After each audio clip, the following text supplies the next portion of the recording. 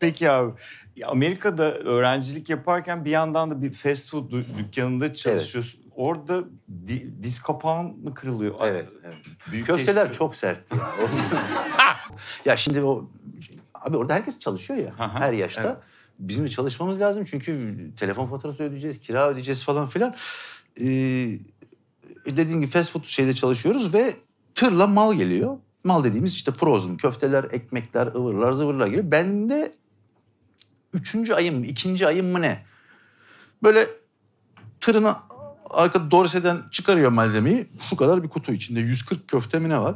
Bana uzatıyor. Ben buradan işte Canat'ına veriyorum. Neyse yani kimse hatırlamıyorum şu an. Böyle al ver yapıyoruz. Buzluğa gidiyor. Bir şey oldu. Bir hızlı bir şey oldu. Ben veremedim o tarafa. O alamadı. Buradaki hıyar da bıraktı. O benim patellama düştü. Böyle diz kapağım parçalandı. Sonra gözümü açtım. Hastanedeyim.